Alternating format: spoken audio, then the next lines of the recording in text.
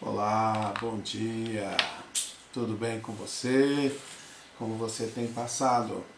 Que bom podermos estar juntos mais uma vez aqui, agora para nós desfrutarmos desse momento de comunhão na nossa escola bíblica dominical.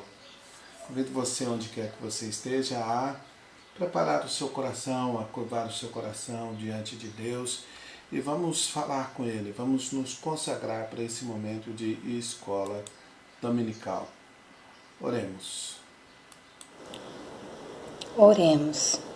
Deus amado, Deus querido, em nome de Jesus, Pai, nós te agradecemos, Senhor, porque sabemos que o Senhor tem cuidado de cada um de nós, ó Deus. Louvado seja o nome do Senhor, ó Pai, que o Senhor nos abençoe, que o Senhor nos instrua, que o Senhor coloque a palavra do Senhor no nosso coração e que a gente, ó Deus, possa caminhar na Tua presença, possa sempre estar junto contigo, ó Pai. Abençoa, Senhor, cada família da nossa igreja, Senhor, abençoa cada membro, ó Pai. Esteja conosco sempre, ó Deus. Louvado seja o nome do Senhor, hoje e sempre, ó Pai. Em nome de Jesus, Pai, nós glorificamos o Teu nome. Que a Tua palavra venha falar no nosso coração, que a Tua palavra venha nos instruir, que a Tua palavra venha falar conosco, ó Pai.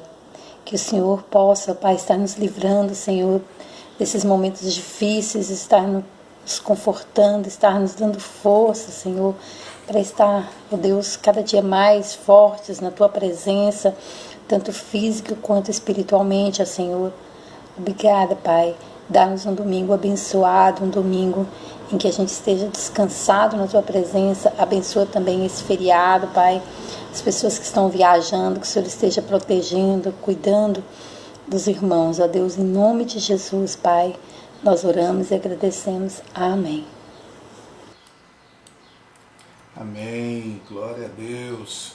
Como é bom estarmos juntos novamente nesse horário, domingo de manhã, começar o dia do Senhor, adorando, bendizendo, louvando o santo nome do Senhor. Quero aqui saudar os irmãos que estão conosco, a Inês, o Márcio, a Zenilda, a Maria Luísa, Martinha e todos os demais que estão com a gente aí, que a gente não vê o nome de todo mundo aqui na hora, né? Mas muito bom podermos estar juntos com a palavra de Deus, juntos louvando e bendizendo o nome do Senhor. Aleluia!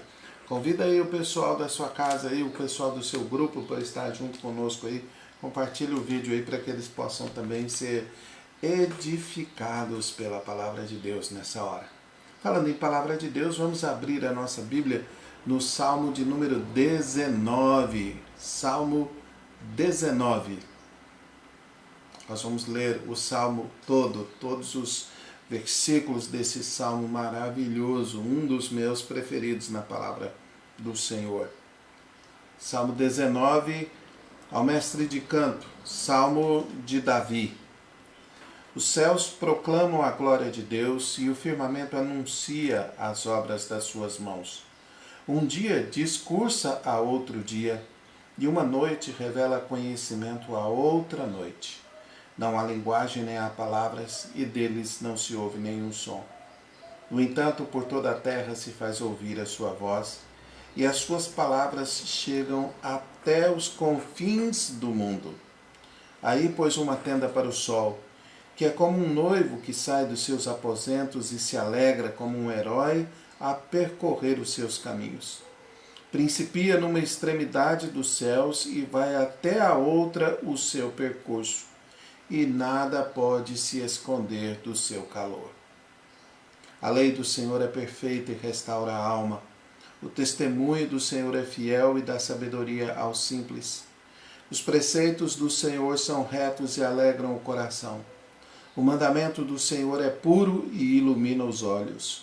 O temor do Senhor é límpido e permanece para sempre. Os juízos do Senhor são verdadeiros e todos igualmente justos. São mais desejáveis do que ouro, mais do que muito ouro depurado. E são mais doces do que o mel e o destilar dos favos. Além disso, por eles se admoesta o teu servo, em os guardar a grande recompensa. Quem há que possa discernir as suas próprias faltas? Absolve-me das que me são ocultas. Também da soberba guarda o teu servo, e que ela não me domine. Então serei irrepreensível e ficarei livre de grande transgressão. As palavras dos meus lábios e o meditar do meu coração sejam agradáveis na tua presença, Senhor, rocha minha e redentor meu. Amém. Aleluia. Glória a Deus. Salmo de Davi maravilhoso, um salmo que nos lembra quem Deus é, como Deus se revela a nós. Primeiramente, na abertura dos Salmos, versículos de 1 a 6, Deus se revela nas obras da criação. Veja, tudo que existe, os céus, o universo, ele proclama as obras de Deus. Como é maravilhoso nós olharmos, por exemplo, nesse tempo de agora, que estamos na lua cheia, e ali, olhando para a lua cheia, um pouquinho abaixo dela, a gente vê um pontinho brilhante, que é o planeta Marte.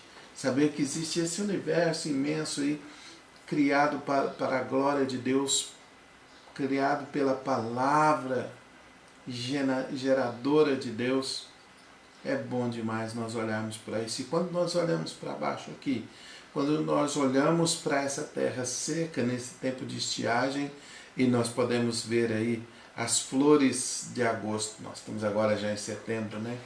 Mas ver os ipês floridos, brancos, roxos, amarelos, tão lindo poder ver que mesmo em meio à estiagem, o Criador providencia beleza nas obras das suas mãos. O salmista diz que um dia discursa o outro dia sem que fale nada, sem que haja palavras, mas por toda a extensão da terra, por toda a terra, se pode ouvir a voz da criação, a voz da natureza proclamando a glória de Deus, proclamando a grandeza do Criador. Por isso, o apóstolo Paulo, lá em Romanos, pode dizer que nenhum homem é inocente. Ninguém é indesculpável por não reconhecer a glória de Deus manifesta na criação e nas obras de preservação de Deus. Veja, o salmista diz que o sol começa numa ponta do horizonte e vai na outra, nada escapa ao seu calor. A luz dele e a certeza de que ele vai nascer ali no Oriente e vai se pôr lá no Ocidente. São garantias, são leis fixas da natureza. Um dia depois de uma noite depois de um dia. As estrelas depois do sol, o sol depois das estrelas. Essas leis fixas garantem a fidelidade de Deus.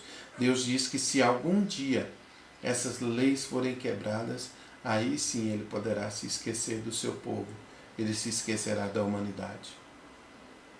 Os versículos seguintes, uma segunda parte da estrutura do Salmo, versículos aqui de 7 até o versículo 10, nos revelam a palavra de Deus.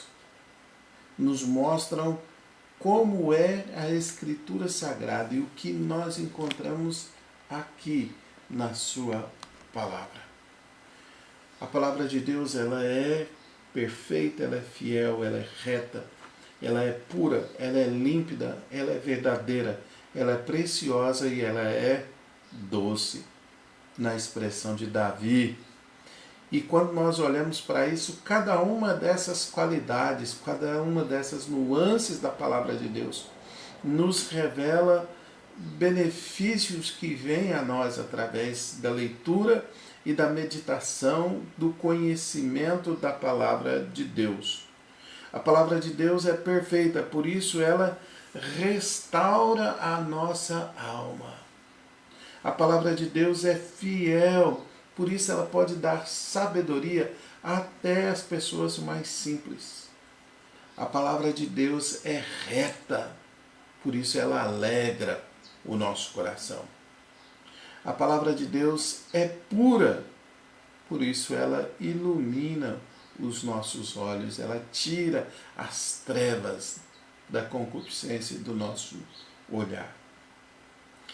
A seguir, os versículos próximos revelam nas qualidades da palavra de Deus quem Deus é. A palavra de Deus ela é límpida, por isso permanece para sempre. Céus e terras passarão, mas minhas palavras não. A palavra de Deus é verdadeira e assim ela manifesta a justiça de Deus.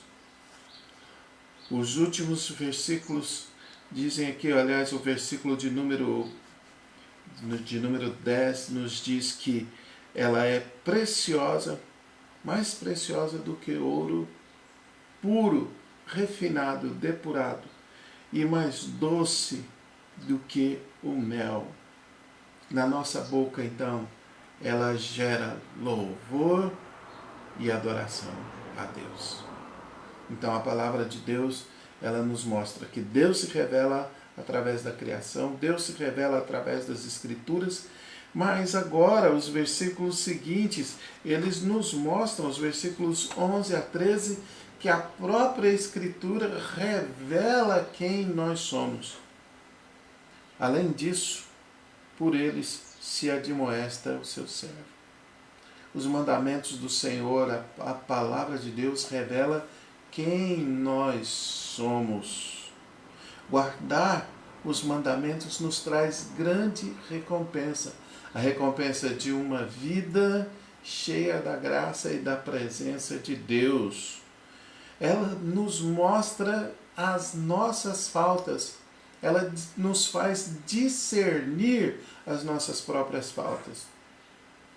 O autor de Hebreus diz que ela é mais cortante do que uma espada de 2 gumes e ela é capaz de discernir juntas, medulas e até o próprio coração, o pensamento do homem.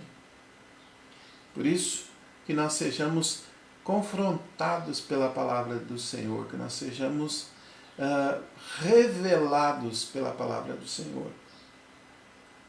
E por fim, Davi diz aquele que é um dos meus versículos preferidos na Bíblia, que eu gosto sempre de usar no início das minhas ministrações da palavra. Ele diz assim: que as palavras dos meus lábios e o meditar do meu coração sejam agradáveis na tua presença, Senhor, rocha minha e redentor meu. Que o nosso comportamento, que o nosso jeito de ser, de falar, de agir, possa fazer com que nós sejamos agradáveis na presença do Senhor. Que essa bondade, essa misericórdia do Senhor possa se manifestar em nossas vidas. Com alegria no coração, vamos cantar ao Senhor, vamos anunciar a sua bondade, como o sol faz, de uma extremidade à outra. Desde os confins da terra, Deus seja anunciado, louvado e bendito. Cantemos.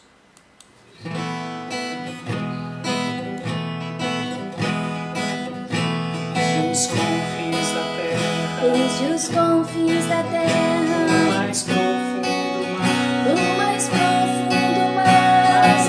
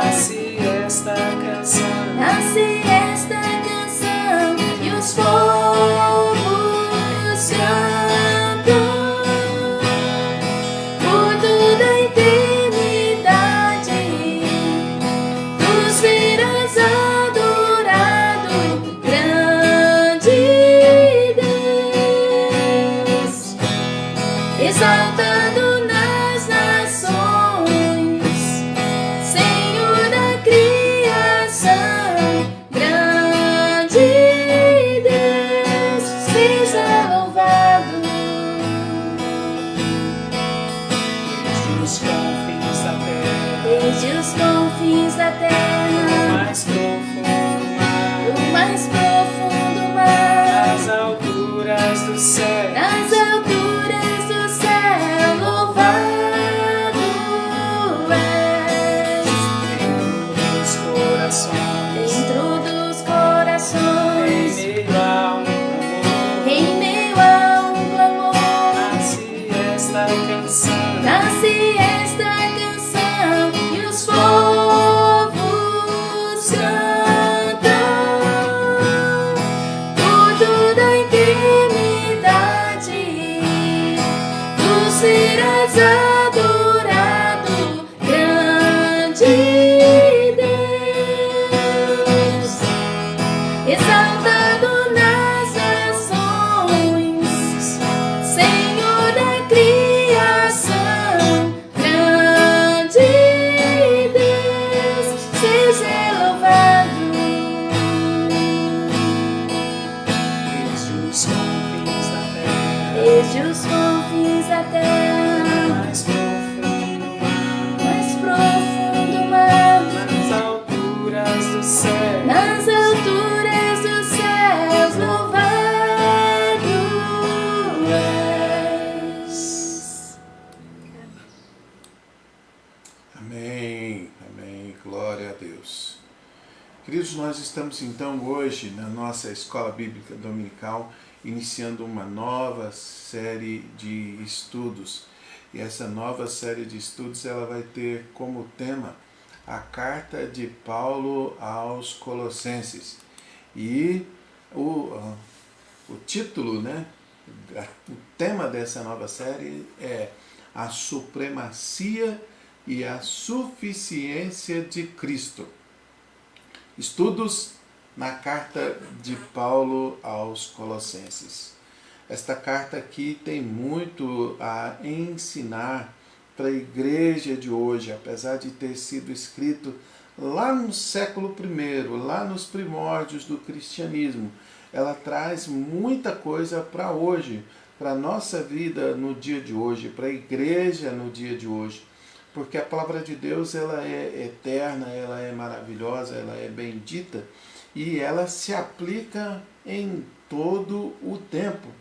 Então nós começamos essa série de estudos agora, esta série de meditações na palavra de Deus revelada na carta de Paulo aos Colossenses. Hoje nós teremos então a nossa aula 1, a nossa introdução. E para isso nós vamos pensar um pouquinho nos versículos de 1 a 2. Paulo, apóstolo de Cristo Jesus, por vontade de Deus, e o irmão Timóteo, aos santos e fiéis irmãos em Cristo, que se encontram em Colossos. Graça e paz a vós outros, da parte de Deus, o nosso Pai.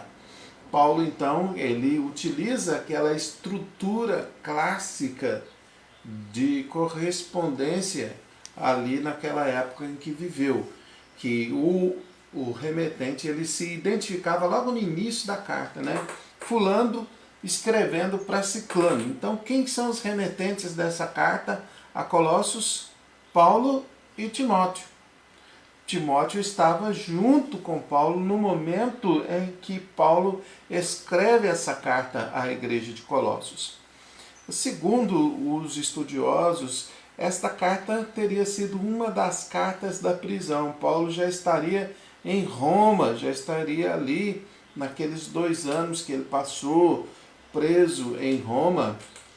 E ele então escreve as famosas cartas da prisão. Colossenses, Filemon, Filipenses e outras mais aí, são cartas que foram escritas nesse momento em que Paulo estava encarcerado em Roma.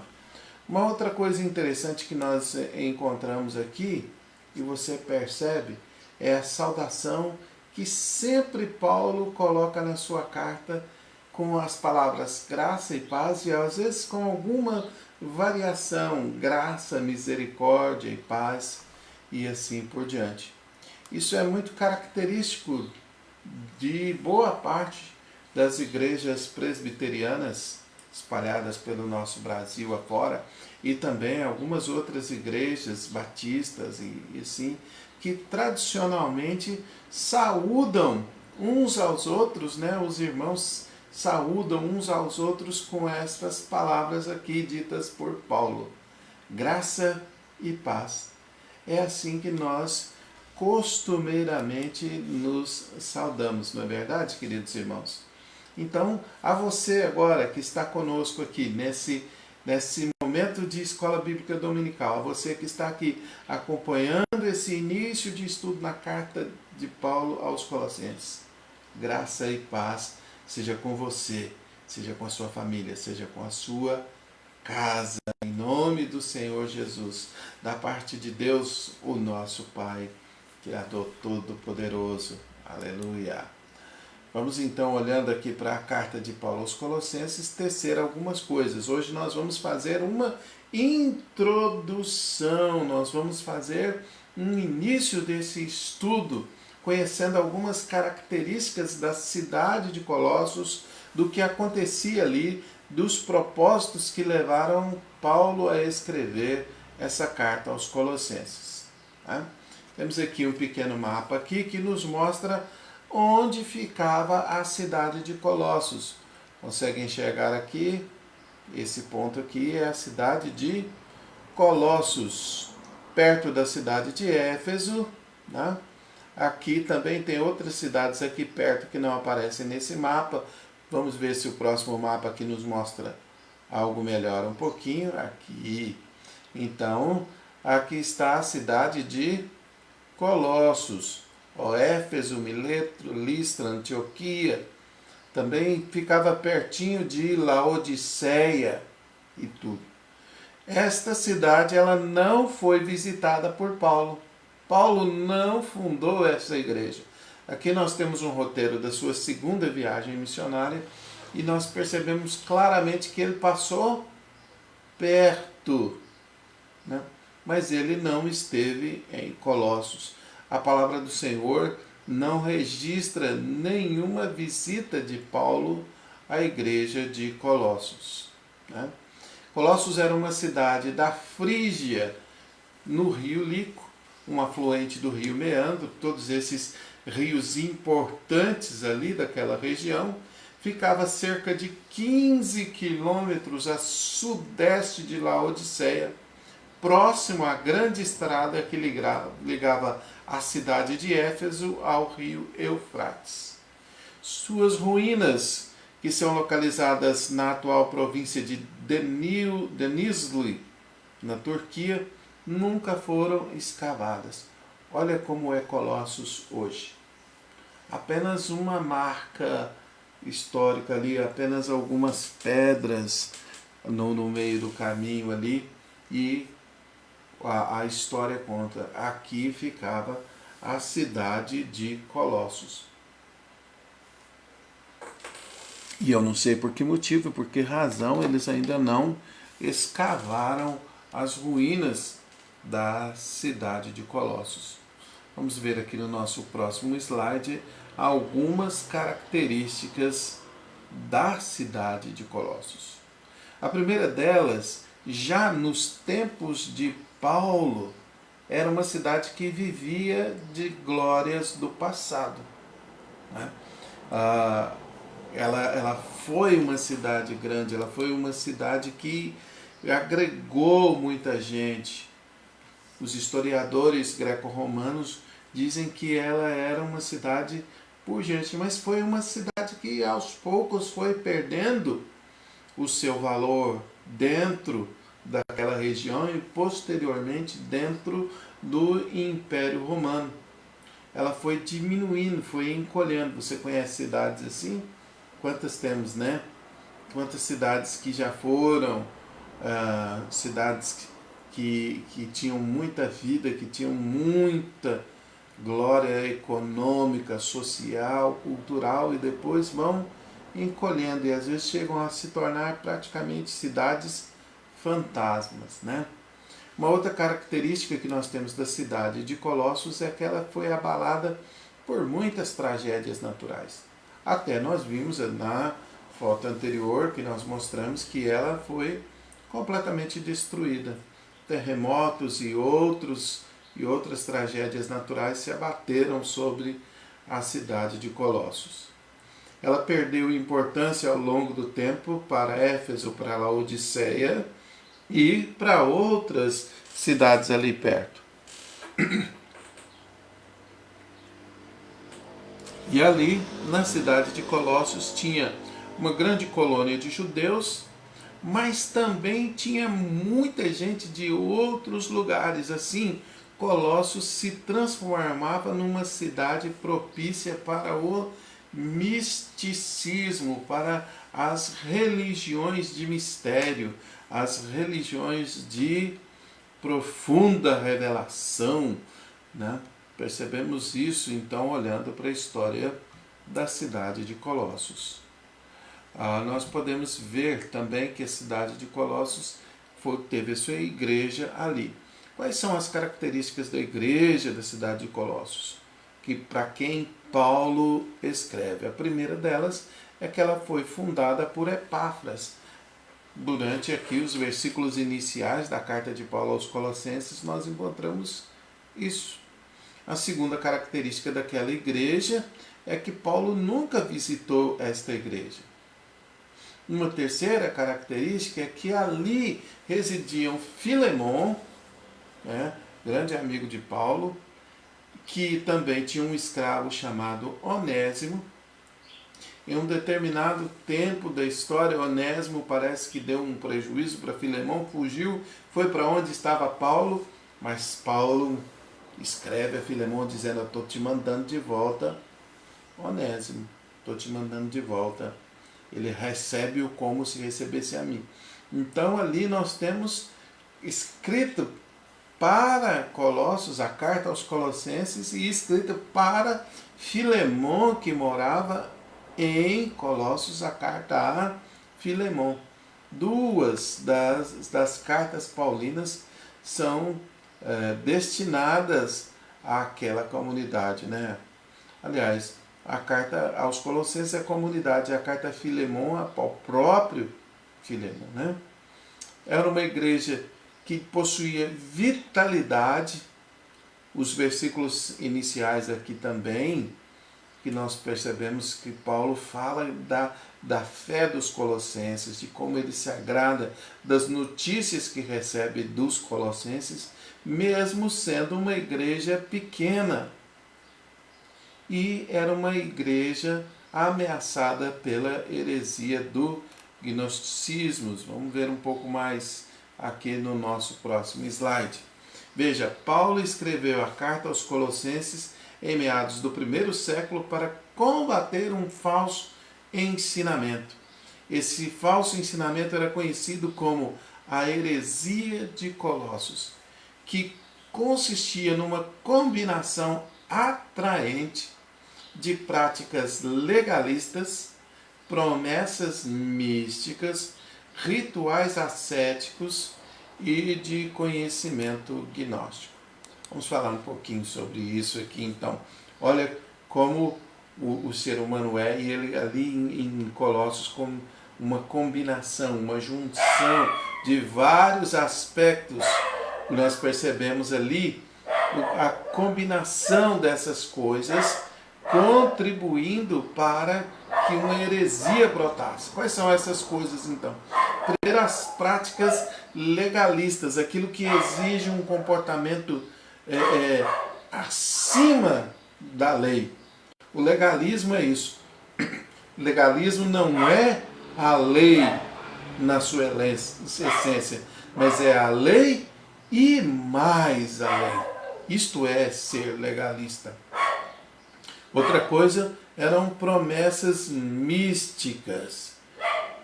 Você vai receber revelações, você vai receber conhecimentos divinos, você vai receber iluminação através dessas práticas místicas. Rituais ascéticos. O que vem a ser um ritual ascético? O ascetismo, ele diz que nós devemos viver uma vida de privação, uma vida sem prazeres. uma vida de dificuldades, uma vida de imposição de penas ao corpo. Porque o espírito é bom e a carne é má.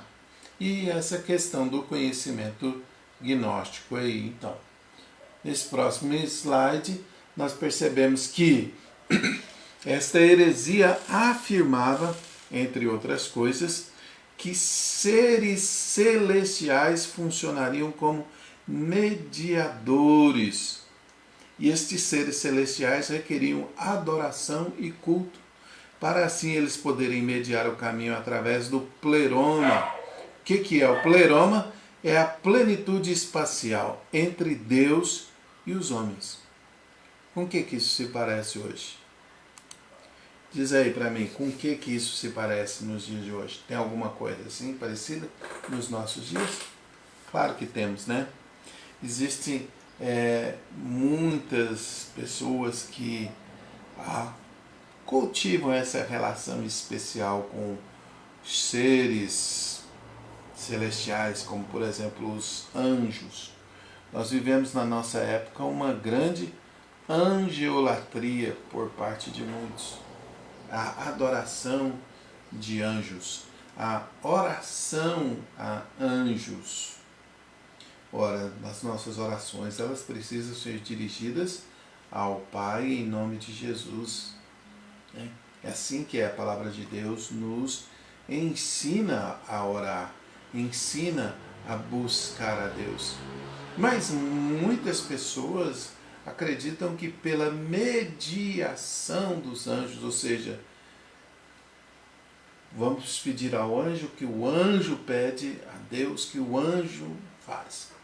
Então você encontra aí nessas revistinhas que vendem nas bancas, aí, muitas coisas, oração poderosa ao anjo da guarda. Isso é misticismo puro, isso é uma expressão de gnosticismo até os dias de hoje. Outras coisas que nós encontramos hoje que são claramente manifestações gnósticas. Aqueles que buscam por caminhos de iluminação receber um conhecimento especial. Como por exemplo, eu vou fazer a caminhada de Santiago de Compostela para eu receber iluminação divina. Aí eu vou até Machu Picchu, no Peru, para eu receber iluminação divina. Isso é claramente uma manifestação do gnosticismo nos nossos dias. Percebemos isso ao olharmos para a igreja dos dias de hoje. Um pouco mais sobre o gnosticismo, então esses falsos mestres, eles defendiam novas revelações, a revelação de Deus na sua palavra, a revelação de Deus através da doutrina dos apóstolos, elas não eram suficientes, eram preciso novas revelações. Estas revelações vinham através do conhecimento privilegiado de alguns. Alguns eram os iluminados.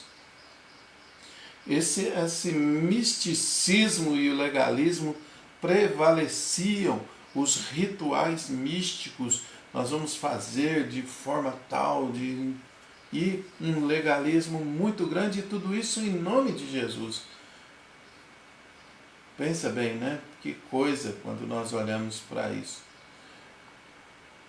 O gnosticismo, falando mais, aprofundando um pouquinho mais nisso, porque é esse um dos temas básicos combatidos na carta de Paulo aos Colossenses.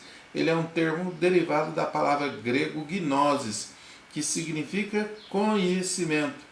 E o gnosticismo, então, ele designa um tipo de filosofia religiosa que é uma mistura de elementos judaicos, cristãos e pagãos.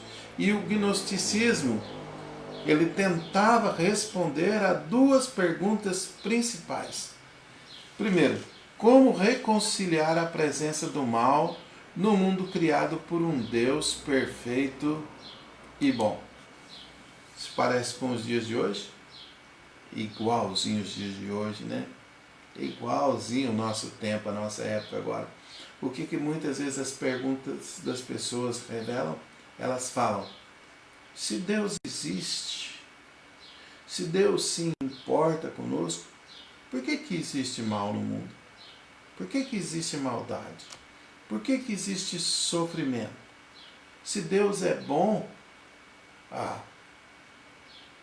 né?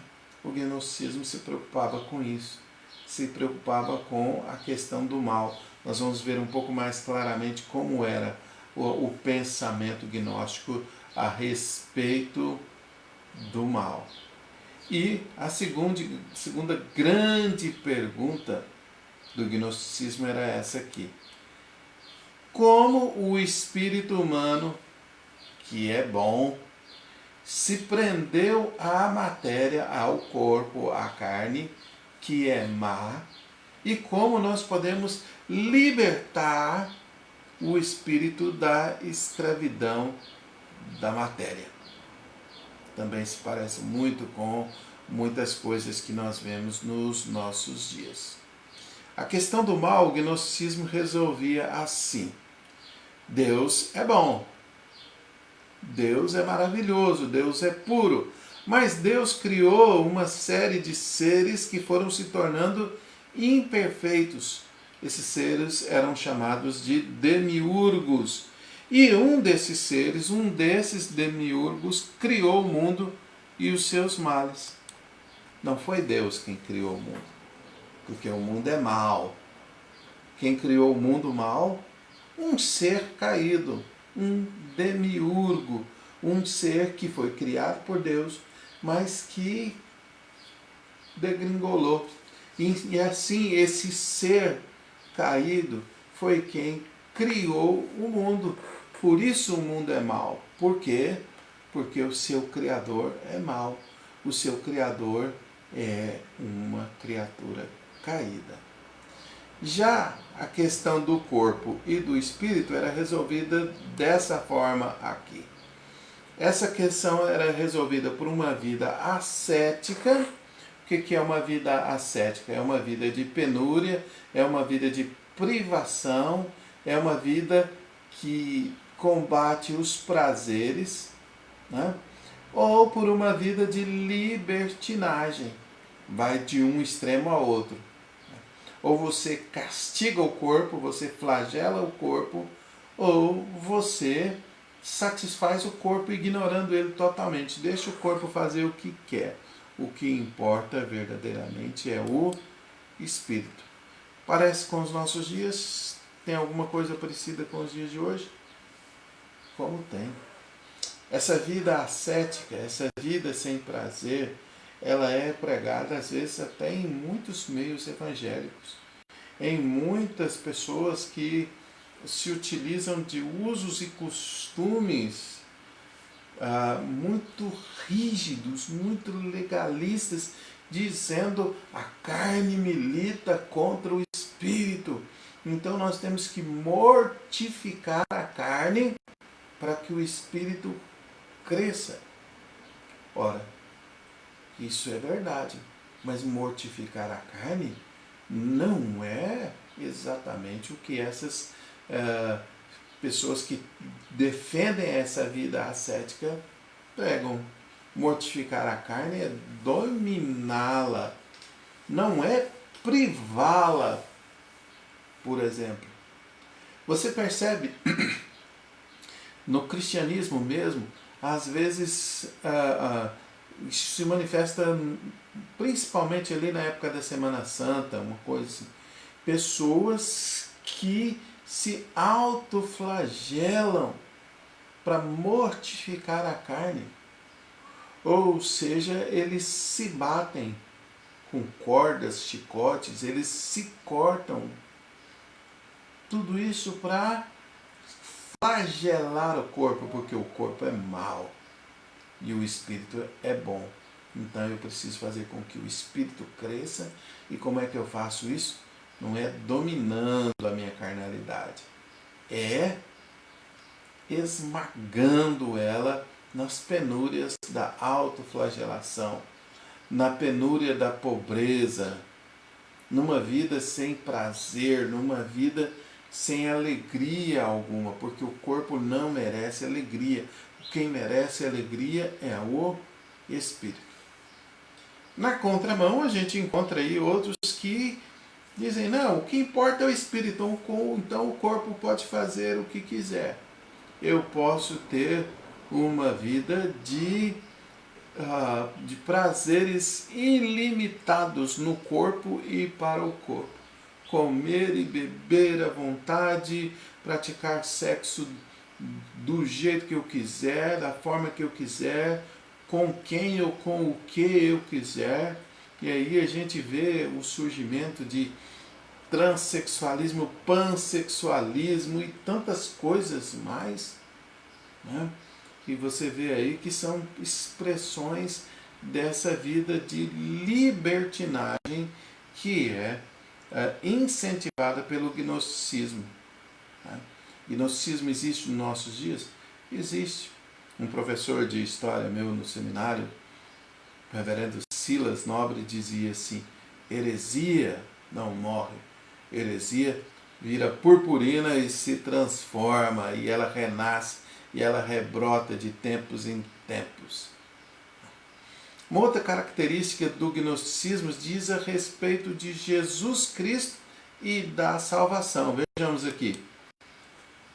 Para os gnósticos, o corpo de Jesus Cristo não era real, era um corpo fantasma. Veja só. E a salvação não era pela fé em Cristo, mas pelo conhecimento. Por isso eles tinham que recorrer ao conhecimento, eles tinham que receber a iluminação. Não bastava crer em Jesus para ser salvo.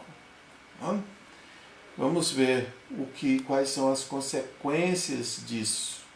As consequências são, primeiro, para a doutrina da criação. Se Deus é espírito e eternamente bom, não poderia ter criado a matéria essencialmente má. Consequentemente, Deus não é o criador do mundo, diziam os gnósticos. As emanações de Deus, os demiurgos, como a gente viu um pouco antes, é que criaram o mundo segundo esses falsos mestres. Bom, isto vai contra uma das doutrinas básicas do cristianismo, que é a doutrina da criação. Deus criou todas as coisas visíveis e invisíveis. Os gnósticos diziam, não, Deus não criou. Quem criou foram esses espíritos que emanaram de Deus. E, por sinal, um espírito mau, um espírito caído. Então, nós precisamos combater o gnosticismo por causa disso, por causa do que ele traz em relação à doutrina da criação. Mas a doutrina da criação não é a única atacada pelo gnosticismo. Também a doutrina da encarnação de Cristo. Ora, se a matéria é essencialmente má e Jesus Cristo é o Filho de Deus, então ele não teve um corpo de carne e de ossos, diziam os hereges gnosticistas. Eles chegavam até a afirmar que quando Jesus caminhava, por exemplo, em uma praia, ele não deixava rastro na areia. Dessa forma, os gnósticos negavam tanto a divindade quanto a humanidade de Jesus Cristo. Que coisa! A Bíblia diz claramente que o Verbo se fez carne e habitou entre nós. Então, Jesus Cristo, verdadeiro homem. Aliás, nós estamos falando sobre Jesus Cristo nas nossas aulas de Cristologia nas quartas-feiras, né?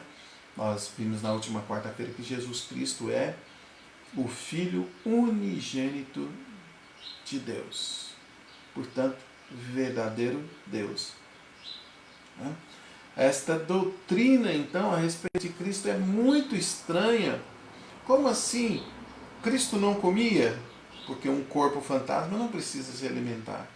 E o que acontece, então, quando a gente vê Jesus Cristo comendo junto com pecadores e tudo? O que estava acontecendo ali? Cristo não tinha corpo. Ele era o quê? Uma projeção astral, um espírito etéreo que se materializava entre os homens. Olhando para essas coisas, a gente percebe, né, a maluquice que essa doutrina gnóstica propunha. Tá? Mas é pior ainda. Ela ataca de frente a doutrina da santificação. Porque uma boa teologia, ela sempre vai desembocar, sempre vai desagar na ética. Ela vai mudar os nossos comportamentos. Os gnósticos diziam assim, não importa como você vive, não importa como você está nesse mundo, afinal de contas esse mundo é mau, a matéria é má, logo o nosso corpo é má. E se o nosso corpo é mau, a gente deve tratar ele de uma dessas duas formas. Ou afligi-lo, caindo lá no ascetismo, aquela vida de privação, de pobreza e tudo, ou ignorá-lo, caindo na teia da licenciosidade, ou seja, da libertinagem. Você percebe então isso? A santificação não é pela ação de Jesus Cristo em nós, não é pela ação de Cristo em nós, mas é por essas práticas externas. O ascetismo é uma coisa muito presente nos nossos dias ainda. Veja, por exemplo, algumas ordens religiosas que elas decidem por viver uma vida ascética. Como assim?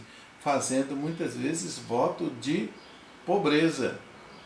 Eu não posso ter nada, eu não posso ter roupas boas, eu não posso ter bem nenhum. Por quê? Porque essa vida aqui é má. O que importa verdadeiramente está do outro lado. É a vida espiritual, simplesmente, o que importa.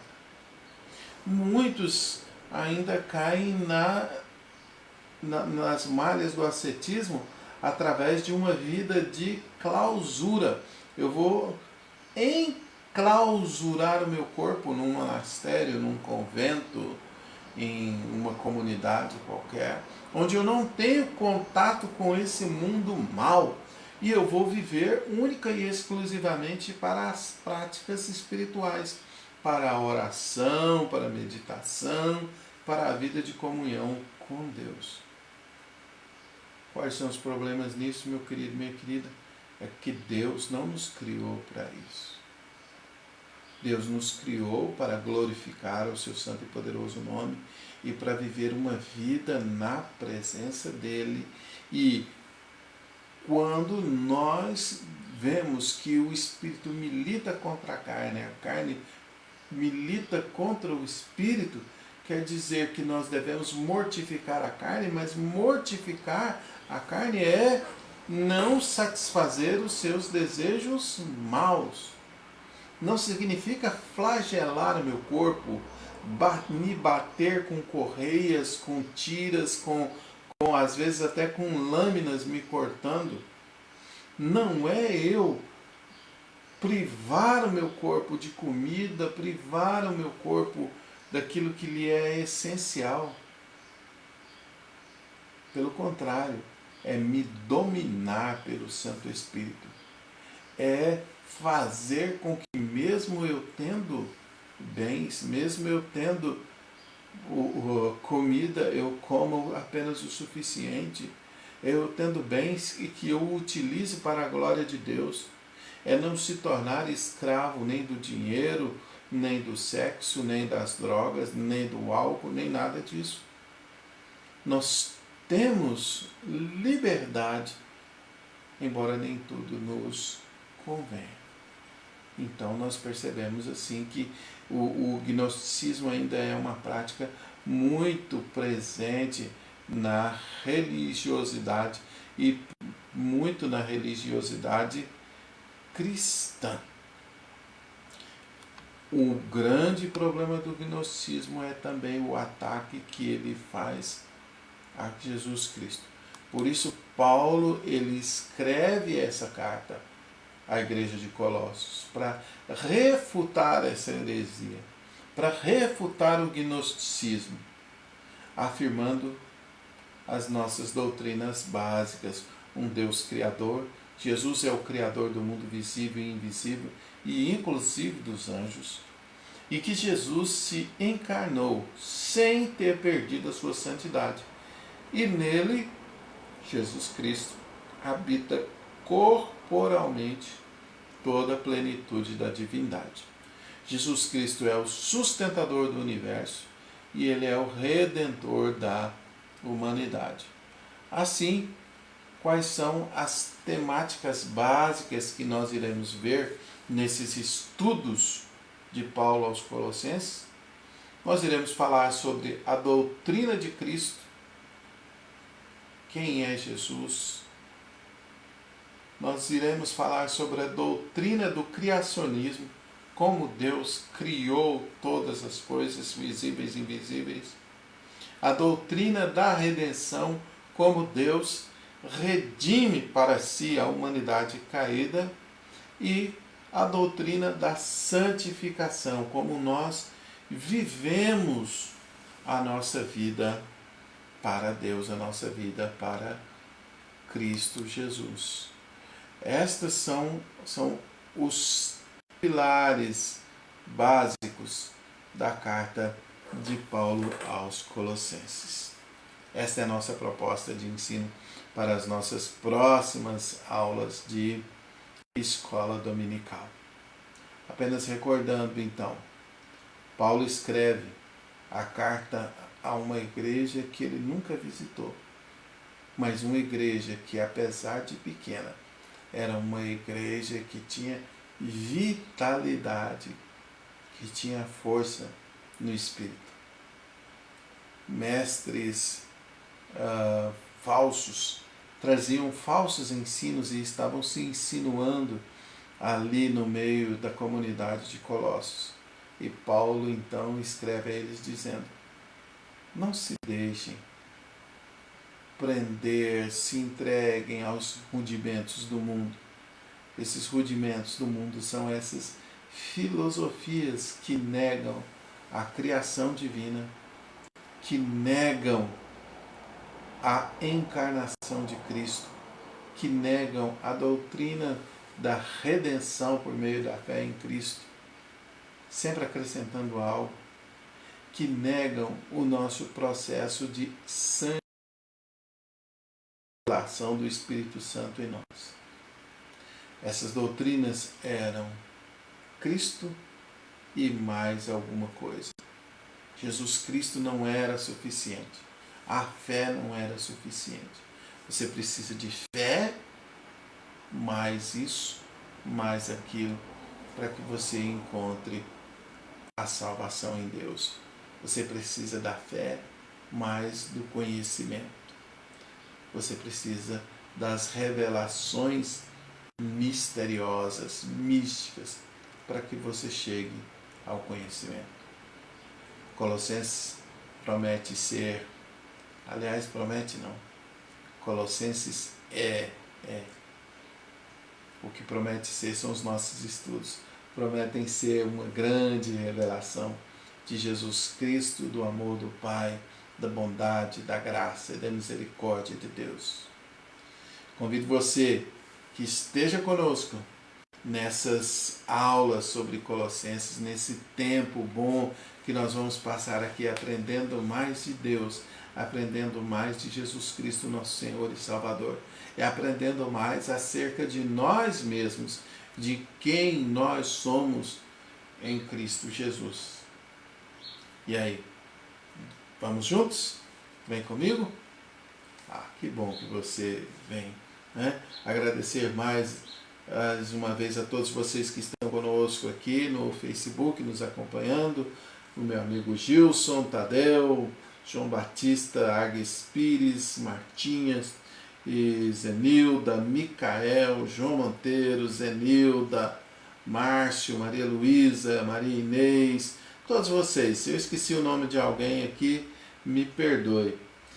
Que Deus abençoe a todos nós e nos dê um dia de domingo cheio da sua graça, da sua paz e da sua misericórdia. Vamos orar? Deus Santo e Bendito, nós te agradecemos, ó Deus, pela tua santa palavra, a sua palavra que nos revela quem o Senhor é e quem nós somos. Te agradecemos, Senhor, sobretudo por esta carta de Colossenses no dia de hoje, Pai. Que ela possa, Senhor, nos levar para mais próximos do Senhor, que ela possa produzir em nós frutos de santificação, frutos de salvação, frutos de glória ao seu santo e poderoso nome. Te louvamos e te bendizemos, Pai amado, no nome do Senhor Jesus. Amém e amém. Muito bom estar com você nessa manhã de domingo. Que Deus te abençoe com um restante de domingo maravilhoso. Aquele franguinho na panela, aquele almoço gostoso de domingo na sua casa com a sua família. Quero convidar você desde já para o nosso culto de adoração a Deus às 19h30. Estaremos juntos mais uma vez, permitindo Deus, adorando, bendizendo, glorificando o nome do Senhor. Que o Senhor te abençoe, te guarde, te dê paz, te dê alegria. Grande abraço. Até mais tarde no nosso culto. Fiquem todos com Deus.